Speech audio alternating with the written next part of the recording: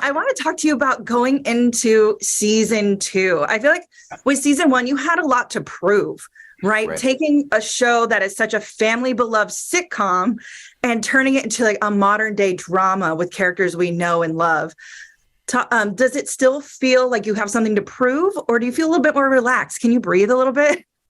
Can definitely breathe a little bit, a lot of it. But since day one, I think in a lot of people's mind, there was something to prove. But for me, it's like it's always been proven in my mind, and I think, having the experience of making that short film, that we adapted into this show, people were able to really feel the vision, and they could tell that this was an idea that wasn't born in some, corporate boardroom. This was something that was, born in my mind driving down 71 highway in my car in Kansas City. And it was something that I was passionate about, and something that, I'm so thankful to be working with partners and colleagues who share that same passion for this vision. And so for us, we never really felt like pressure in regards, and we recognize the fact that when you're creating from a place of intention and creating from a place of passion, people can feel that handmade quality. They can feel the love in the material. So.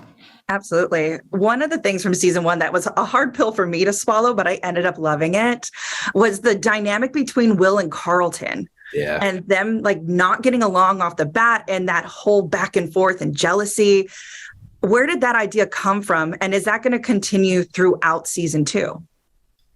Yeah, great question. So I think it's all about just like grounding what that dynamic would actually look like when you have, a young 16-year-old Black young man in Bel-Air who has been, he's been the Prince of Bel-Air his entire life, right? And all of a sudden, he has his cousin from West Philly enter his world. And, the defensiveness that comes with that, especially, for young guys in general, and testosterone in high school is such a chaotic time. And that tension is going to be really natural because people get territorial. It's just human nature. And that's what Carlton was really feeling in season 1. But by the end of season 1, they start to find a real kinship in one another and start to rely on each other, and see the fact that in a lot of ways they're mirrors. Their texture is different because of their upbringing, but at the same time, these guys are family, and they recognize that by the end of season 1. But in season 2, we'll see how some of the dynamic shifts as Will, has become more accustomed to life in LA, and all of a sudden the dynamics start to shift even more in terms of Carlton's social life. How maybe they revert back to some of a little bit of the strain in their previous relationship from season 1. But they've got a beautiful arc in season 2. A lot of fireworks. It's going to be a fun ride. I love it. Now, one of the big storylines from season 1 is bringing in Will's father. And that was an iconic storyline in the original series. Are there any more really important storylines from the original show that you can maybe hint at for season 2? Ooh, there is one that is particularly very exciting. I can't hint to it too much. I feel like if I say any more, I'll spoil it. That's fair. But all that to say, when we write these stories and we tell stories in Bel-Air, we never look at the OG sitcom and say, what can we extrapolate? We never do that. We never refer to the old material at all. Like when we're working on Bel-Air, it is Bel-Air, the version in which we've created, right? And so, but if they happen to overlap, sometimes that does happen, right? But it's always through the prism of wanting to create a show and wanting to tell stories that ultimately stand on its own, the same way that the OG sitcom stands on its own. We want our show to have that same effect.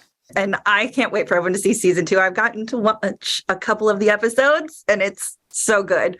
Thank you so much. I really appreciate that. Of course, everyone was a little skeptical going in. We all love that show, and I just think you've done such an incredible job on reimagining it. So for my last thing for you, we love doing this for social media, 30 seconds or less. Okay. Why should everyone watch Bel-Air season 2? Ooh, you should watch Bel-Air season 2 because we are going in the deep end. We are peeling back the layers on these characters.